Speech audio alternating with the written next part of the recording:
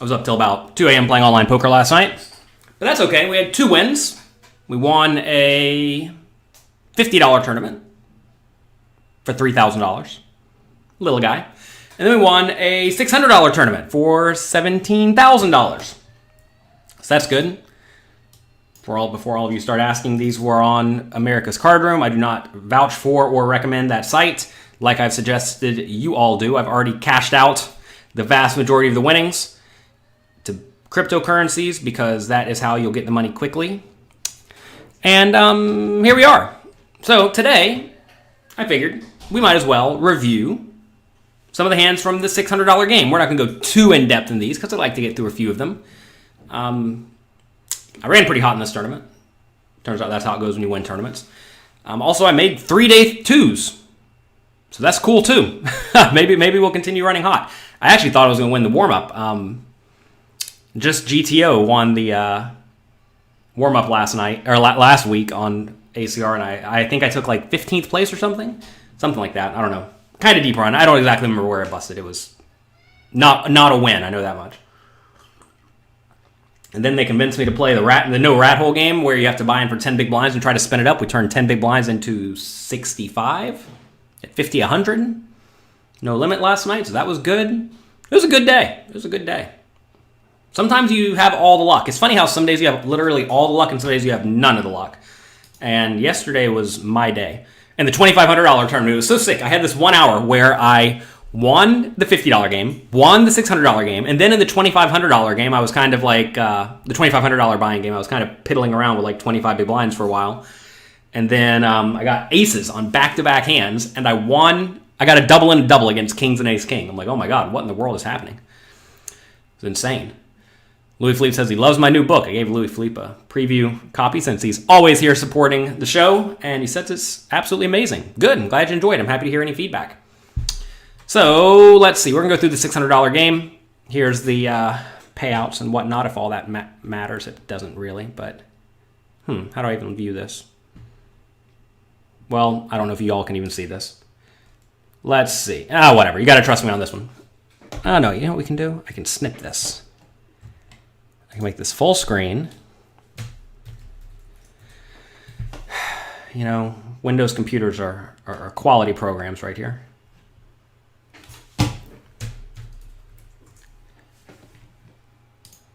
Hope all of you had a great online day yesterday. With any luck, you all did as well. Man, it's still tiny. Why is it so tiny? Well, you all can't see this, but 147 people played, so not a very big field tournament, but $88,000 prize pool, twice their guarantee, which is good. First was $17K. People keep asking, what's your name on this site? Pokercoaching.com. Couldn't make it any easier for everyone. You're playing day 2 of the biggest tournament in, Pennsylvania tonight. You have a middle stack. Any quick advice? Yeah, just keep playing great because, you're probably not even in the money on day 2 yet. And even if you are, it doesn't even matter. Just sit there and play good poker. That's really all you can do. I made day 2 of the $2,500 tournament with like 15 big blinds. Right at the end of the day, I thought I was going to win that tournament too. I turned a set. I was like, oh my God, this is great. But then my opponent rivered the backdoor flush, and he got a full double up against me, so that was a big bummer. So it left me with 12 big blinds. Anyway, let's go through a few hands. I marked these last night. I have no clue what these hands are going to show, or what they're going to display, but we'll take a look at it. Here we have ace-8 suited on the button. Ask yourself, what do you do in this spot? We're playing 45 big blinds deep. Facing a 2.2 big blind raise. This is a situation where I am basically always going to 3-bet. I'm not going to say that is the definitively correct play because you should perhaps consider flat calling. You should just straight up fold against some people. But I'm going to be 3-betting this the majority of the time.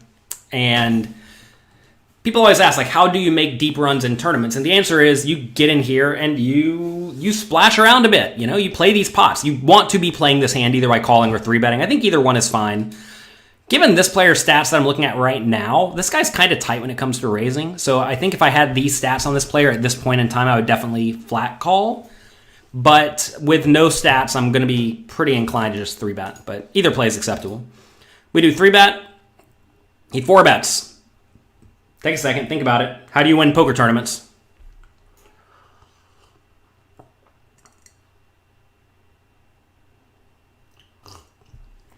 Or the poker software that allow you to just import hands. You don't need a heads-up display. Yeah, you don't have to have the heads-up display on. You can turn it off.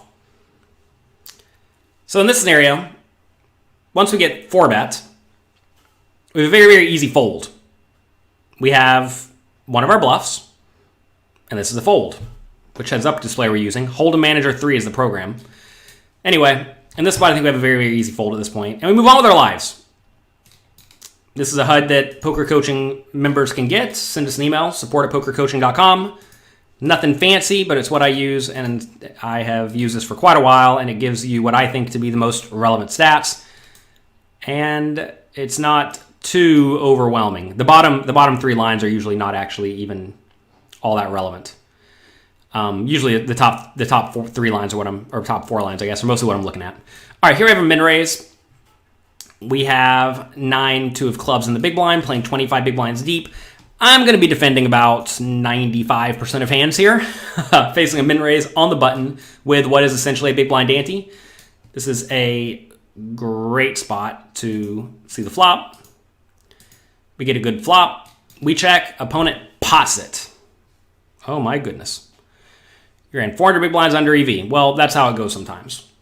I am sure I ran way above EV yesterday. You just started using Hold'em Manager. It is invaluable. Yeah, you can see a list of the tools I use at pokercoaching.com. I'm sorry, at jonathanlittlepoker.com/resources. If you all enjoy this type of stream, let me know. I'm not sure I'm in love with my formatting of the whole layout. We'll have to figure out something for this. Where do you begin with a heads-up display? Go to jonathanlittlepoker.com/resources. Click on Hold'em Manager. Buy Hold'em Manager 3. Maybe they give you a trial. I'm not sure. Send me an email, support@pokercoaching.com. Ask for my heads-up display. You will then import that into the heads-up display. And then it should just be off to the races. If you have any questions, you can email Hold'em Manager support. They're pretty good. Hold'em Manager versus Poker Tracker, I don't think it really matters. I've always just used Hold'em Manager. So, I mean, like, you have to realize I don't have time to go super deep on all of the various programs at this point in life. And I outsource a lot of my work, and Hold'em Manager has always been user-friendly enough for me. I think Poker Tracker is a little bit more difficult. Would you consider doing a live stream? Sure, I consider it all the time. I'm not going to, but I have considered it. Do you have 2 suggestions for Bitcoin tutorials? Oh my gosh. Look up how to use a Ledger Nano S. You're going to need to buy this, I think. That's what I would recommend. You're going to have to spend $100 on this thing. This thing is going to hold your Bitcoins. And I'm sure you can Google how to use this. And then it really is as easy as you want to cash out. You get the information off of the Ledger app. There's a Ledger app that you download to your computer. You get your the Bitcoin address. You enter the Bitcoin address into the poker site, and they should send it right to that, and it should just be there. I'm not going to go deep on cryptocurrencies. I'm certainly not a pro at this stuff either. Okay. Anyway, here we have an easy all-in. We check the opponent pots it. This is a spot where the opponent is going to be very polarized. And if he's polarized, you don't really love running into a polarized range when you have the 9 high flush draw, because you're going to be running into some better flush draw some portion of the time. But he could easily just have some stone garbage as well, like king, queen that's going to fold, or ace, jack that's going to fold. So this is a spot where I think we just have an easy all-in. We do get it all in. We make a flush.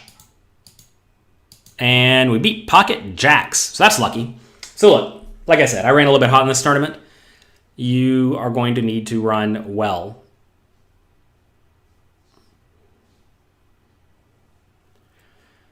All right. Second time live here. Good morning. Good morning, Jan. Hope life is treating you great. All right. Ace-9 suited, facing a raise from a shorty. I have no clue what I'm going to do here. This is a pretty nasty spot. Is this the $600 tournament? Yes, this $600 tournament we won yesterday. This is a rough one because I can't, I would like to just jam it all in, but we have these 2 30 big blind stacks here. So I think if we're going to play this, we should just, well, not play this. And this is an interesting one, right? Let's see if I can unlock this for just a second.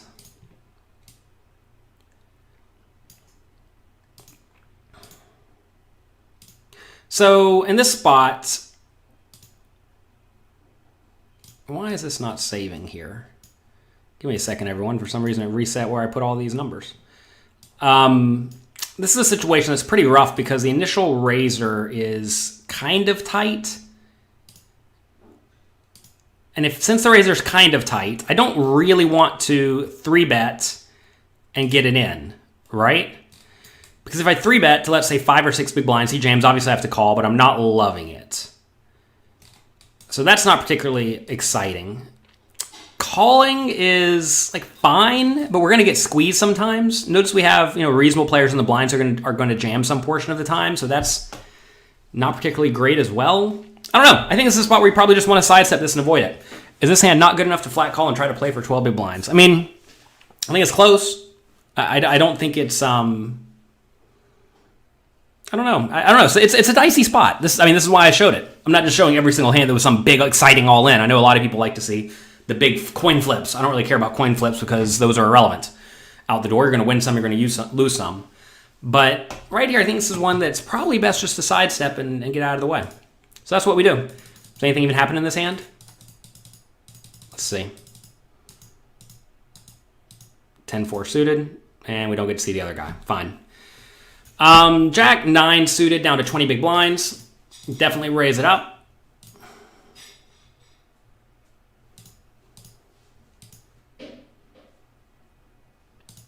Opponent checks. Ask yourself, what would you do in this scenario? So we raise pre-flop, big blind calls. Oh my gosh, what's happening? All right. Here we go. We raise pre-flop to 2 big blinds, big blind calls. Flop comes king, king, 7. Cuke says you don't like calling when there are people behind who could shove. Now look, it's not all that big of a deal if they could be shoving, because a lot of time they just won't. Like we had that guy on our left who's playing 12/7, so that guy's kind of irrelevant, which makes calling at least reasonable. So I'm okay with the idea of calling there. Really, I wanted to show it to you because it was a tough spot. It's not just as easy as 3-bet and get it in. It's not as easy as call every time. It's a pretty nasty scenario depending on everyone's strategy at the table. This is a spot where we want to be betting small and frequently. So opponent checks. We bet 25% pot. And opponent folds. How do we get all this insane information on our opponents? We use a program called Hold'em Manager. Go to jonathanlowpoker.com/resources, click on Hold'em Manager, it'll take you right there. All right, king 10 of clubs. We raise it up, 20 big blinds again. This is a good board. All right, I think we can go 2 ways here. We can either check or bet, obviously.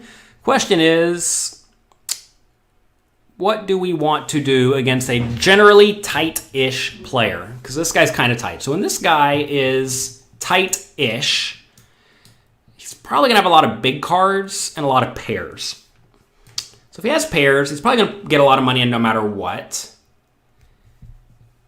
If he has big cards, this type of player with these type of stats, tight pre-flop strategy, low steal percentage, low 3-bet percentage, you can make some assessments based on this information, not even knowing anything else about the opponent, about his post-flop strategy.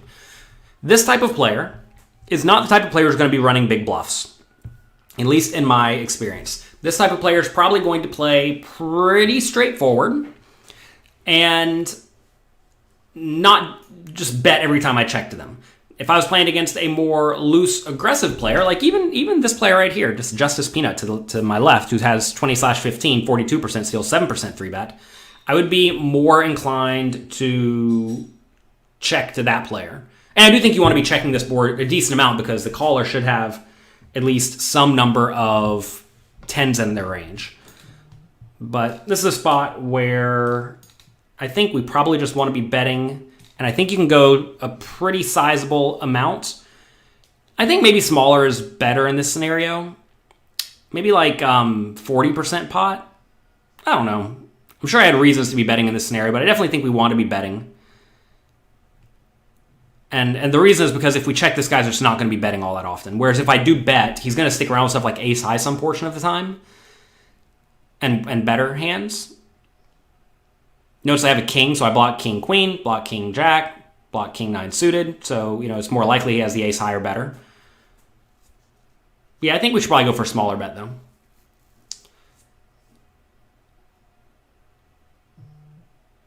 If you're in Las Vegas, yeah, you should probably play on the World Series of Poker.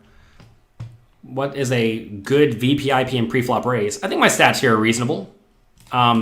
Like 23/19. It's loose. That's good loose aggressive. I don't think you want to be like super nitty. Like you could be 13/9 and still probably be profitable, but I think it's better just to play as many hands as you can profitably. It's going to jack up variance, but variance is your friend. Yeah, so you say this is an uncoordinated board. This is actually not an uncoordinated board because the 10 really should connect pretty well with the opponent. Yeah, obviously I have a 10, so that makes it less likely. But this is a spot where if the opponent has a pair, I don't think they're folding if they have the ace high. Maybe they'll fold, maybe they won't. Anyway, opponent jams. Obviously we call. We're crushing our opponent. And horrible run out for me. But he has pocket 8, so that's good. That was a little bit lucky that he had that. I think we probably wanted to be betting smaller in that scenario, just to try to get floats from all sorts of ace high and whatnot. All right, again, I do want to make this clear. While I was playing this tournament, I was playing like 20 tables at a time. I posted this morning that we had very good success yesterday. 2 wins, 3 day 2s, and someone said, oh, I played all day yesterday and I didn't have any cashes. And then I replied that I played 40 tournaments yesterday. We had 40 tournaments. We had about, 10 cashes. So obviously it was a good day. But, we're putting in volume here. And so I am going to make errors when I'm playing in these games. In exchange for playing more tables, your return on investment is going to go lower. And you have to be careful playing the tough-ish, high-ish stakes games, playing a lot of tables, because like that mistake right there cost me some amount of money, I think. The fact that I bet 3/4 pot instead, or 2/3 pot, whatever it was, instead of like a third pot. So that did cost me some amount of money. But the question is how much? And it's hard to know. But if you make enough mistakes that cost you little bits of money here and there, that adds up to a, negative return on investment if you make enough errors. All right. What are the most important stats? I'm telling you, just go send me an email, support@pokercoaching.com, and I will send you this exact heads-up display. These are the stats that I think are relevant. Uncoordinated board doesn't necessarily mean doesn't connect with the opponent's range, but the idea of uncoordinated board doesn't actually matter. What matters is how does the board connect with the opponent's range and how does it connect with your range? 40 tournaments, yeah. I mean, I think I had something like, I tell you, whenever I sit down, I like to take every $50 buying game and higher and load it up. It ends up being about 24 of them, something like that. And then you just play for a while, and every hour you add in whatever new $50 buy-in and higher game goes. I'm not playing all the super high stakes stuff. I'm not playing like $5,000 buy-in games and whatnot. This is all on one monitor. I cascade all of it, and that's that.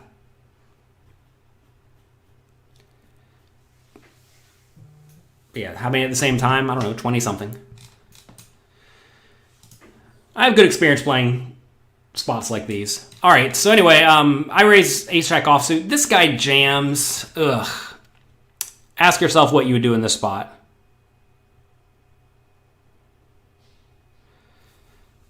This is a nasty one. I don't know if we're in the money yet or not. Is there a way for me to click to see how many chips I have? I guess that doesn't work.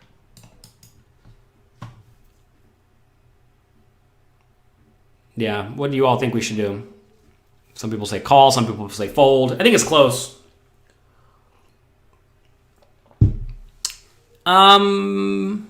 Given this guy's stats are generally tight, I think this is probably a fold. Again, I do want to make it clear that these stats that I have on this player right now are not the stats I had in game necessarily. Dino says too low stats ace king. Listen, you should never, ever, ever, ever, ever, ever, ever put your opponent on one specific hand. That would be a big, big, big mistake. I don't know. These are spots I usually just call. I call this spot the vast majority of the time. The nice thing about having an ace in your hand is that you block the ace-king. You also block the pocket jacks. So, I don't know. I call in these spots a lot. And, sometimes you lose. Sometimes you win. Andrew said you blew up 3 times yesterday with this hand. Well, I mean, like right here, if you make this call and the guy shows you ace-king, do you think you screwed up? No. If you make the call and the guy shows you ace-4 offsuit, do you think you played great? No.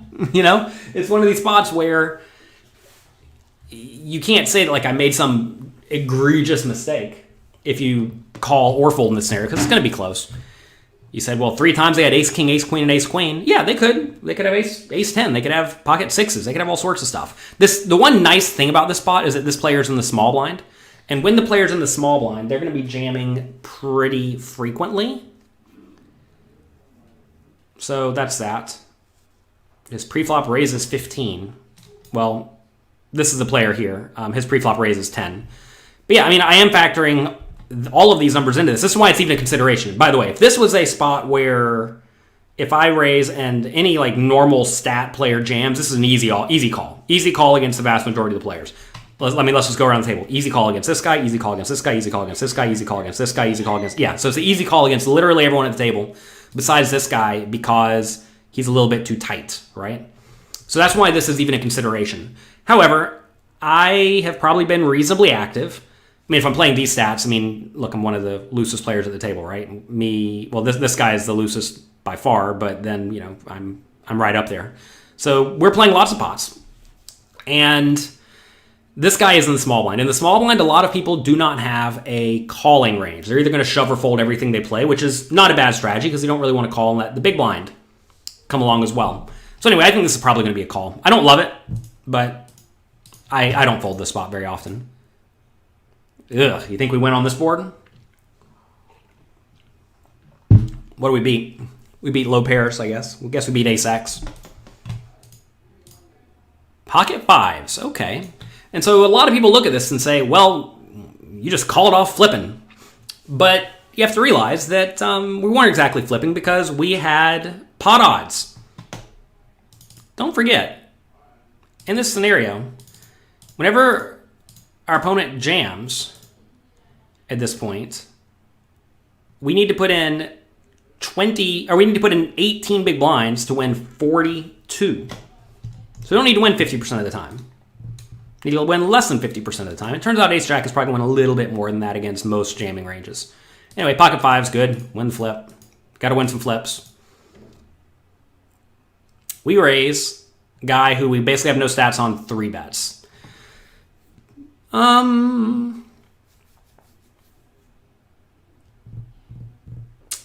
I'm not sure what to do in this spot. This is a dicey one too. So, I mean, like right now, something you should know if you're using heads up display, we have 20 hands on this guy, so these stats don't really matter, right? So given these stats don't really matter,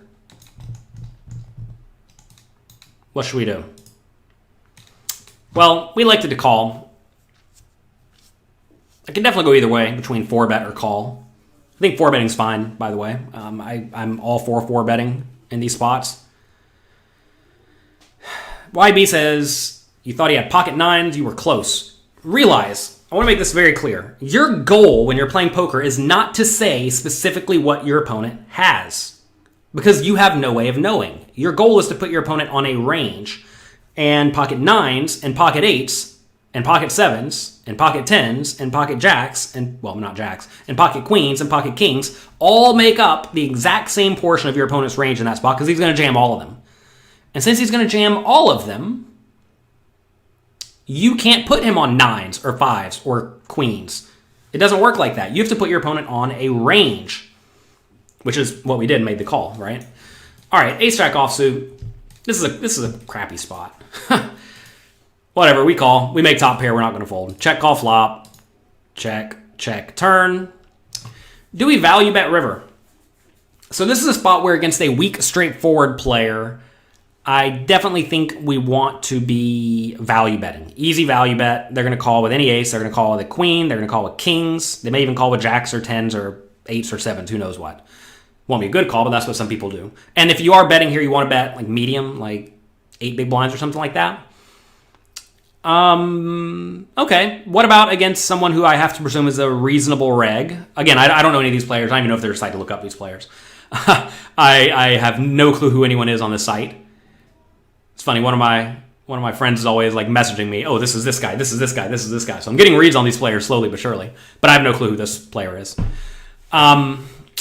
Against someone in this scenario, I think the easy play, the play that's never going to result in you making any sort of horrible error, is to check. Because when we check, we induce bluffs. We also induce thin value bets, right? That may even decide to hero fold. Like, say the guy does have queen jack, maybe decides to value bet, but he'll fold if I bet. Not I think it's going to happen, but sometimes that kind of thing does happen. The problem with betting is if I get jammed, it's just miserably bad. And the thing is, if I bet here and get jammed, I actually have a pretty bad spot because I block ace queen and ace 9 and ace 3, right? Obviously, I don't block queens and nines, but I do block the other obvious jams. So the easy play here, especially late in a tournament, is to just check. Realize you're going to give up some value in exchange for never being put in a difficult spot. Because obviously, if I check and he bets, I'm just calling, right? So this is a scenario where I think we probably just want to check, given deep stacks, given no reads. So I'm fine with this. Is this the final table? No, this is not the final table. I'll let you know when we're at the final table. So I check, opponent bets. When he uses this smallish size, I think we actually have the best hand a lot. But I don't think we need to raise, because every once in a while he is going to show up with a better hand. If I raise to like 12 big blinds, is he really going to call off with king, queen, or queen, jack, or pocket jacks, or kings, or something like that? Probably not. He'd call off with an ace, but he could also still just have us beat. It would be detrimentally terrible if he raised us. I don't know. This is a spot where I think raising actually does have some merit. Whenever he does go for this small size, whenever people go for small bets on the river in position, it's almost always a marginal made hand, and we beat the marginal made hands. So this is a spot where I think it's close, but I mean, the easy play is to call in exchange for giving up some value. And the thing is, in tournaments, you don't really mind giving up some value in exchange for just never going broke, never putting yourself in a bad scenario. So I don't know. I like calling. Pocket kings, we had the best hand, so what are you going to do? I love how everyone seems to think that just because I think ACR is a horribly run company, a site that you should not trust with your money, etc., that you should also not play on it. It's interesting to me, like, people put these two things together. It's like, he does not like the company, therefore he will not give them action. I didn't say to boycott the site. I said I would not trust them with my money, which I don't. I've already cashed out all the money I want from this. And I would make sure I'm protecting myself in every possible way that I can, right? And make sure you do that. Do not think that just because I have significant problems with a company or a site does not mean that I'm not going to patron them, especially if I am thinking I'm going to have a substantial edge on these sites. And so far, we've been crushing this site. And so realize that just because you don't like something doesn't mean you're not going to play on it, especially when it is by far the only game in town. I mean, a lot of people have problems with PokerStars, yet everybody plays on PokerStars if it's legal in your jurisdiction, and it's what you must do. Keep 1 to 2K on ACR and no more. Yeah, don't keep a whole lot of money on ACR. I keep exactly enough money for 1 day worth of play. Because the thing is, with these unlicensed, unregulated sites, they are going to go down eventually. When they go down, they're not going to pay out whatever payouts they have pending. Luckily, ACR has been kind of fast at the moment with cryptocurrency cash out, so keep an eye on that. Whenever that gets slow, alarm bells should start going off. And also, they'll probably keep whatever amount is in the site. So whatever you have in there will not be yours anymore. Whatever you have pending in cash outs will not be yours anymore. And as long as you're cool with that, realize that's okay. I'm willing to risk the $10,000 I keep on there to play a full Sunday slate. This is where people get screwed. Right here. M-Call says the classic blunder that people make. ACR has been going strong for 5+ years. The software is not the best. Wait, the software isn't best, not the best company, but money is safe. Other than a Black Friday-like event. I mean, I have a bit of inside information that the company is very, very, very, very strapped at the moment. So take that for what it's worth, which is not much because it's, hearsay. But yeah, just because something has existed for 5 years does not mean your money is safe. That's the problem. Chris understands it here. Past performance is not a predictor of future results. That is exactly true, especially in business, especially when ACR is now doing things like running giant celebrity tournaments and saying, hey, US government, I don't care about you at all. I can do whatever I want. I can run giant celebrity tournaments for fun with celebrities and actively promote the fact that we are breaking the law. When you start doing that, that's when the government starts getting a little bit annoyed. All right, anyway, here we go. Someone raises. We have 9-8 of clubs. Another pretty nasty spot right off the bat. This guy's pretty loose. This is a spot where I would love to also just jam if like everybody had 25 big blinds or less. So we have these 2 big stacks, so we can't just jam. J.C. Penney's opened in 1902. Now they're bankrupt. A lot of companies are bankrupt.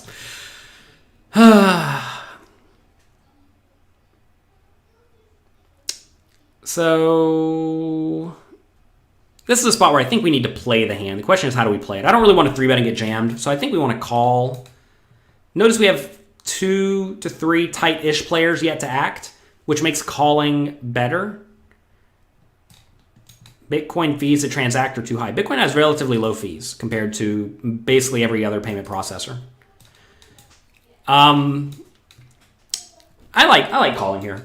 I think a lot of people are not comfortable calling and playing post flop. I mean, let's go back to the previous hand, right? This ace jack offsuit.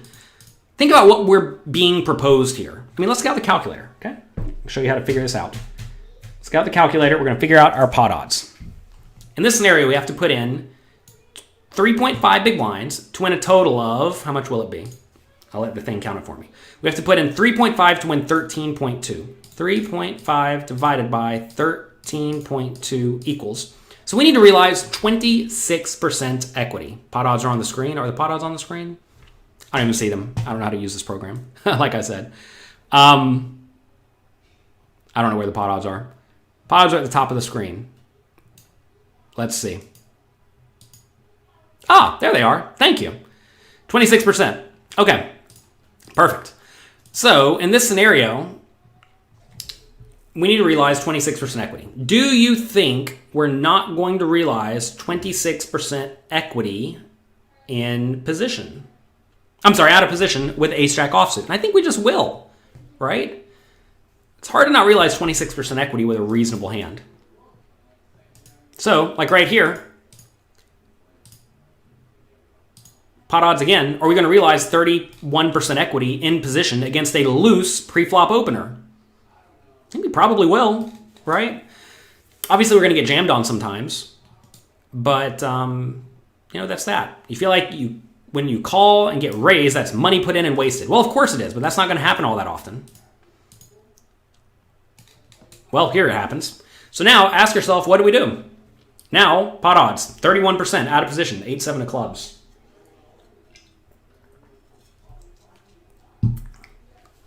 Fun spot.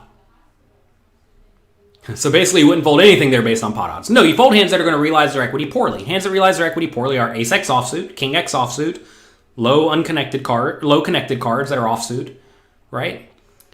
We discussed this thoroughly at pokercoaching.com, by the way. Go there, study. Please understand that pot odds exist and they must be accounted for. You can't just think, I need to fold because I'm probably behind. Being behind doesn't really matter. What matters is, are you going to realize your equity? Poker is all about equity realization. Can you get the most or more out of every hand you play compared to your opponents? Right here, I think it's probably a fold now. We have a tight guy 3-betting. We're out of position. Notice earlier we were in position against a loose guy. 31% is okay. Now we're out of position against a tight guy. 31% is not okay. And stack to pot ratio is shallower. Does ace X offsuit not realize greater than 22%? Well, first off, we were at, what were we at? 26%, I think. And also, ace X offsuit out of position against a tight raiser will not realize 22%. Maybe realize 22 is close, but it won't realize 26%. Because this can be dominated way too often. And you're going to have to pay off poorly. So anyway, in this spot, we fold. Fold, move on with our lives. I have to go through these hands a little bit quicker. I'm running out of time today. Small blind limps. We'll raise it up for value. He calls. Good flop. He checks. I bet. He calls. This guy's stats are not indicative of his strategy, by the way. This guy was bonkers. He would just randomly do absurd stuff. Turn, he checks. Keep value betting. He jams.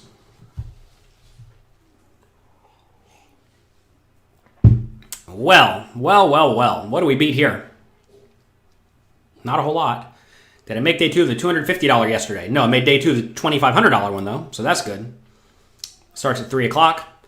I only have 15 big blinds right at the end of the day. I turned a set. I was like, oh, yes, I got him. Problem is the turn gave him a backdoor flush draw. And, you know, when the backdoor flush draw gets there, you pay them. So I lost like 50 big blind pot right at the end of the day with set against backdoor flush. But that's okay. I'm sorry, not 50 big blind pot. I lost 50 big blinds, so it was 100 big blind pot. Also, poker coaching coach Michael Acevedo made day 2 of the 250 and the 2500, and he'll be streaming it. Twitch.tv/GTO_poker. He streams in Spanish. All right. Easy call here in my mind. You don't love it. We're going to be behind a lot of the time, but this guy is absurd. We're getting good pot odds. Guy could easily be jamming a hand like Queen Jack, Jack 10, flush draw, etc. So I think this is probably just a call. He has King 7 of diamonds, so he did have the flush draw. And we win. Yeah, Acevedo final table, a $1,000 tournament yesterday. He's done a really good job of taking a lot of 9th places recently. 9th places don't pay the bills. All right, we raise ace 10 offsuit, get 3-bet. Take a second, ask yourself what we would do in this scenario. Consider it. This may look similar to that ace-jack hand, but it's not. You see the big difference? In the ace-jack hand, we were deeper stacked. Now we're shallow stacked. So here, I think this is an all-in or fold scenario. And the reason I think it's an all-in or fold scenario is because if we call, now we're out of position, shorter stacked, and that's, it's fine. But you're going to find that these hands like ace-jack, ace-10, etc. usually much prefer to just rip it in. So the question is, should we jam it in over someone with a 16% 3-bet? This is a very relevant stat here. Obviously, we don't have a big sample, but 16% is a lot. 16% is a pretty high 3-bet. 21-13 is active enough. Obviously, though, so again, this is where you can't really rely on the stats all that much because this guy, we only have 67 hands on the guy. So, tough spot. 9th place doesn't pay the bills. Truer words have never been spoken. James, you're very welcome. Glad you're enjoying the work. Anyway, what just happened here?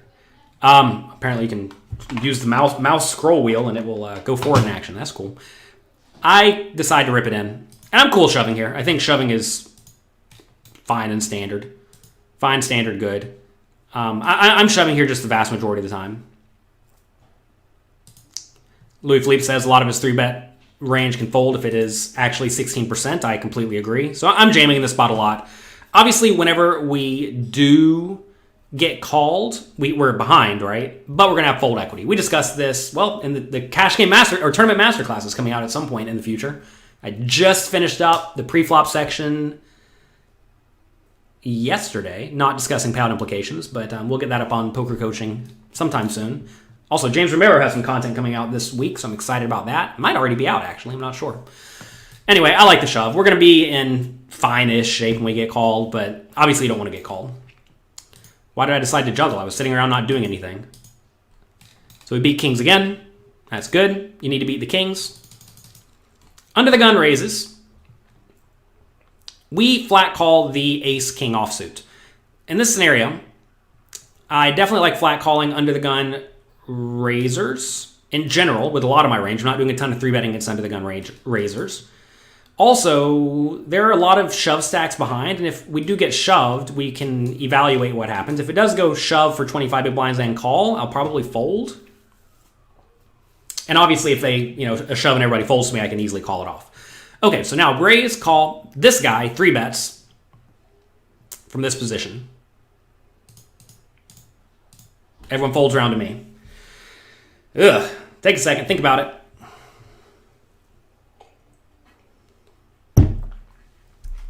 Not a great spot, but I think we have only one option here. If you all are enjoying this show, by the way, click like, click subscribe. I'd appreciate it.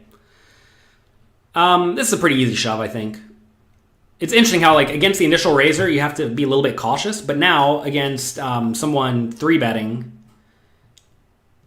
who is, like, active enough, it just becomes an all-in, because now we have a lot of fold equity, and I like this. It seems like an easy all-in spot. We do go all-in. Guy tanked for forever and then folded. Hopefully he folded out jacks or something. All right, raise from a deep stack. We're still at the final table. Ace-10 suited, you can call or 3-bet.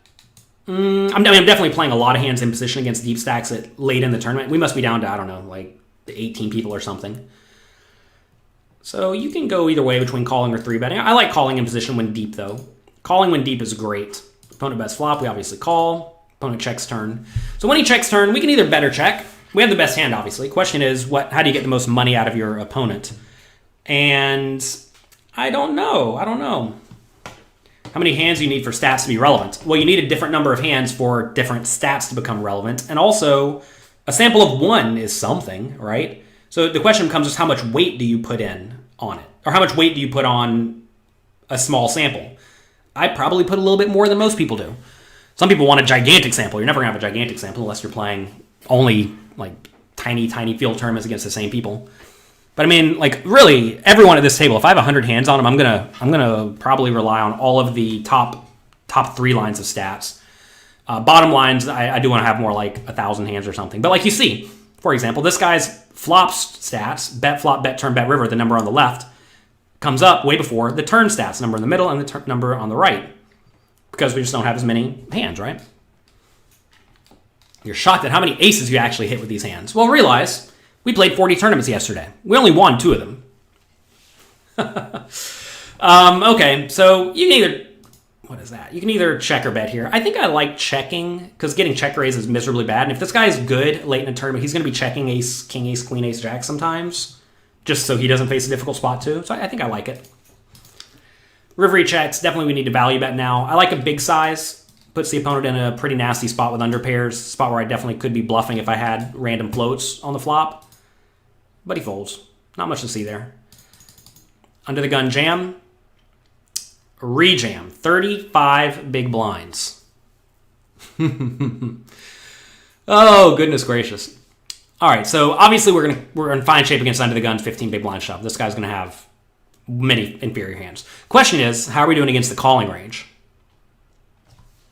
I don't know. If the opponent check raised a river in the previous hand, what do we do? Probably call him. You all may not know this about me, but I'm a heck of a calling station. I don't do a whole lot of folding. Okay, what do we do here? I don't know. This may be a fold. 35 big blinds is a lot. But this guy could easily have ace queen, right? He could easily have ace jack. This really does depend on the opponent's strategy, because in my mind, this guy probably doesn't want to even have... I guess the jamming's okay for him with him. I think I just call here. What buy-in is this? This is a $600 buy-in game that we won. I pop it in here. I don't fold. You all know me. I just don't fold. If you don't fold, you'll win sometimes. So we were against queens, and then they had ace king, so that's fine. Glad the hands were not reversed, because that would have been bad. All right, ace jack of hearts. We raise it up. Get 3-bet. We are at the final table now, by the way. Okay, so now that we're at the final table, definitely pay attention to who has the bigger stacks, because the bigger stacks should be leaning on the medium stacks. So, final table beer here has more chips than me, right? So when I open off a medium stack, this guy is highly incentivized to play pots with me, because he can apply a lot of pressure, either pre-flop or post-flop. So, knowing that, what do? Well, do we have the payouts up here? Here were the payouts earlier. We're down to like 8 people. So it goes 3,500, 4,500, 52, 66, 8,000, 97, 12,000, 17,000. And realize none of that really matters. There are payout implications, of course, but take a look around. Right? Nobody's actually all that shallow. We have a 25 big blind stack, 20 big blind, 20 big blind stack. If there was a really short stack player, I may be more inclined to call here. But with no obvious short stack, this is a really easy all-in. And I'm going to be jamming here essentially every time. And I would actually be jamming this spot pretty wide. This does feel, as they refer to as ICM suicide, because every once in a while you just run into it. But I like shoving. How do you determine the effective stack pre-flop to an early position open? Do you look at the average stack or the smallest at the table? You look at the stack that's most likely to play against you. Anyway, easy all-in here in my mind. Easy all-in. Ace-4 of clubs, we raise it up, get 3-bet again. Call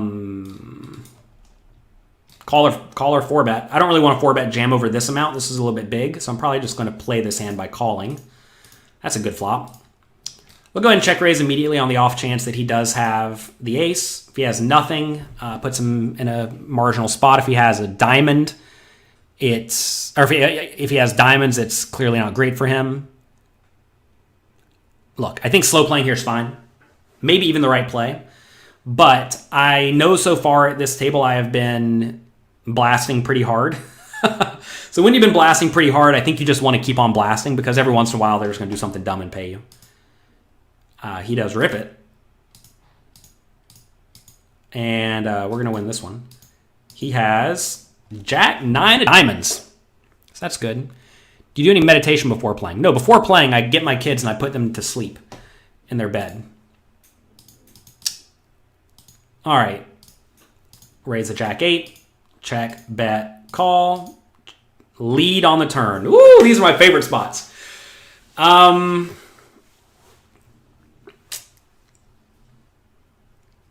So, funny enough, from studying in the process of making my new book, Excelling at Tough No Limit Hold'em Games, I know this is a turn that the opponent should be leading very frequently because it connects really well with his range. So,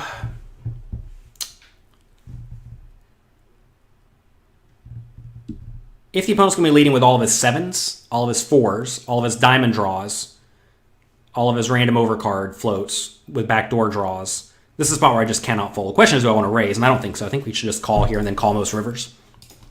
Rivers a 10, which is pretty bad. 9-7 gets there. 9-7 was already there, sorry. 10-9 gets there. 10-7 gets there. But all the other 7s missed, and all the other 4s missed. Like ace-4 and whatnot. Pretty nasty spot. But I think we need to call. This is one of these scenarios where, like, do you presume your opponent is good? And so far, this guy had actually been playing pretty well. And if the opponent is playing pretty well, I think you just need to find the call here.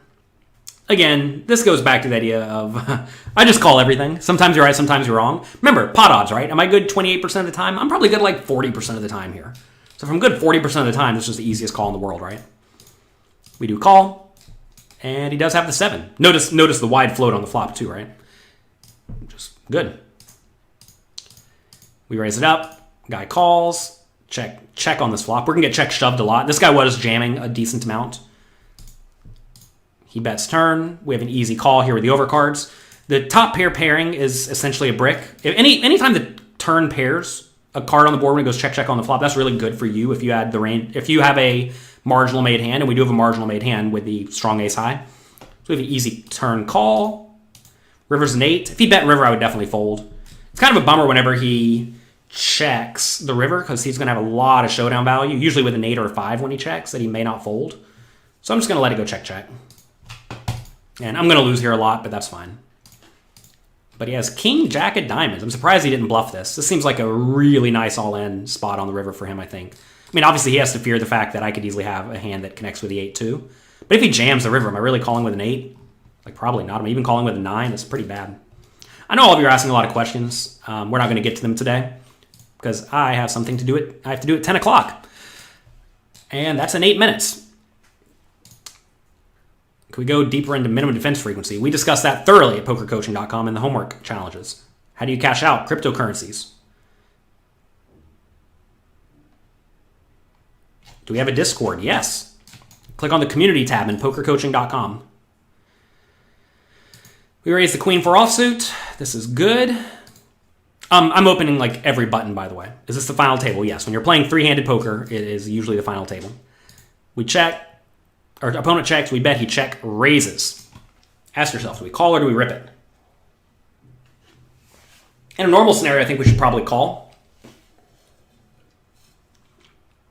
Because a lot of the opponent's bluffs should be gut shots and whatnot.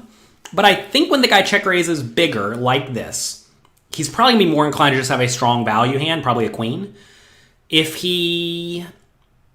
Well, okay, so a few things here make me want to shove. Normally, I would call in any regular scenario. Usually when people check raise here, they check raise smaller. They're usually check raising to like 5.5 big blinds or 6 big blinds. And that allows them to check raise with some draws that they can give up with, some draws they can keep betting on the turn. But when he goes bigger, it's just such a disaster for him now if I jam, because he's getting he's getting almost the right odds to call with some draws. Why would you want to push? Because if the guy does have a queen, or if he does have a made hand, he's just not going to fold it, which is great, right? You want to get your money in when you're a big favorite. Click it back. You can't fold a queen. I mean, I don't think I want to click it back. I think I'd just jam in this scenario if I'm going to play. I think this is a close one. This is a close one. Calling's probably just right. The thing is, though, the other thing I didn't mention, this guy really wasn't bluffing all that much. This guy had been tight when it comes to playing against me. And to be fair, he should be tight because he had the big stack, me on his direct left for the whole final table. So like this guy had a really crappy seat once I got a hold of the chips. So I thought this guy had a really good hand. And if the guy has a really good hand, I think we just want to get it all in immediately. Like say he does have queen 10 and the turn comes a king or an ace. That's just miserably bad for him. And not that I should have a whole lot of kings or aces here, but it's still pretty bad for him. So, I mean, Gerald says you think his big check raise is saying that he likes his hand. I mean, again, you have to ask, can I read too much into that? I think I actually probably can read a little bit into that in this exact scenario. But normally you should not be thinking, oh, this guy's bet means definitively this, because I know exactly what this random guy, Hungry Hippo 23, is going to do on the internet. You don't know what a random Hungry Hippo 23 is going to do in this scenario. So, I don't know. Tough spot. I think I like jamming, though. The interesting thing is, like, I should be jamming a lot, and this guy should not be raising me a lot. So given he should not be raising me a lot, and he should not be using kind of big sizings a lot due to ICM pressure. Because remember, there is a pretty big payout jump here. 9,700 to 12,300. What is that? I can't do math. $2,500, something like that. This is a spot where I think we just want to rip it in. But I did go for the call. Like, again, in every normal scenario, I like calling. And I think this guy's raise size is the thing that made me at least consider jamming. Anyway, he jams turn, obviously. I call. 7-6 got there. He has aces. The literal ace and the ace. I don't mind this play. I think he probably did exactly what he should do. I would have check raised smaller if I was him on the flop. I would not have jammed it pre-flop. So I like the opponent's play size slightly too big of a raise. George, they've been watching me for a year. I'm the best YouTuber for poker. Well, thank you. Thanks to you, I won the Global Poker Personality of the Year Award right back there. Thanks to you for voting for me and giving me that. All right, last hand. I'm going to win this one. Opponent limps. We check the Jack-7 of hearts very easily. Check. Opponent bets one big blind on the flop. This is a really fun hand. We have all the backdoor draws, so we're going to check raise. I definitely like check raising a lot against most people who I think are a little bit too tight, and this opponent was probably a little bit too tight. We had battled back and forth. He actually got up to 55 big blinds at one point. I think you want to flip. But I was kind of just grinding him down just by using lots and lots of small amounts of aggression. And like that's really what you want. So I like check raising. He does call. If I get any backdoor draw at all on the turn, I'm going to keep going. This is a spot where it's always kind of dicey because you really don't want to bet Jack-7 of hearts here and get jammed. But I mean, what else are you going to do? You could check shove. We keep betting, though. He calls. I'm going to be jamming any river. We get lucky that it's this river. I jam. He's going to call. You're going to love what he has. He has pocket kings. Look at this. The literal pocket kings. Oh, gosh. That's funny. So we beat the guy who slow played the aces, and we beat the guy who slow played the kings. Heads up. That's how you win the poker tournaments. Like I said, I ran hot in this game. Sometimes you're going to run hot. Sometimes you're going to win. If he jams a turn, should we call? No, we actually shouldn't, because he's going to have a whole lot of made hands and better draws. How often do we do these coffee chats? We do these Monday, Wednesday, Friday, bright and early, 9 a.m. You can watch all the replays, youtube.com/pokercoaching. I'm not exactly sure where they're located there. I think there's like a live tab or something, but they're there. So yeah, we win the tournament.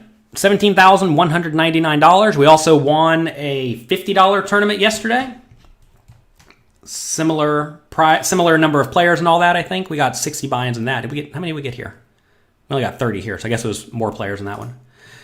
It's only $3,000. But hey, whatever, we'll take it. So that's me for today. Hope you enjoyed this stream. I'll go through probably this whole final table at some point for the Poker Coaching members. If you did not know, if you're new here, I have a website, pokercoaching.com. It's right down here. Check it out. There we have all sorts of content available for you to help you become a very good poker player. Also, if you want to take a quiz, a tough one, check out pokercoaching.com/online. We have an online quiz for you that will test your skills. And so far, we've only had like 3 or 4 people out of the thousands that have taken it get all 10 questions right. It's actually a tough quiz. All right, have a great day. Enjoy yourselves. What was that tournament we won? It was a $600 buy-in game. What was my total profit for the day? I don't know, because I made 3 day twos. We have a $2,500 tournament we're playing later today. It'd be good to cash that one. So I don't know. How much was total buy-ins? I don't know. I really just don't even know. I'm trying to think. I always start the day with about 10,000 in my account. I ended the day with 27. So $17K. But we also have, I don't know. How much equity do we have sitting around? 4, 5, 6, 7, 8, 9. Probably have 9,000 in equity. Something like that. So I don't know. You don't know. Like, when the profit for the day doesn't even matter. All right, I have to go. Have a great day. Enjoy yourselves. Make the most of your day. Click like, click subscribe. Go to pokercoaching.com. And I will see all of you again on Wednesday.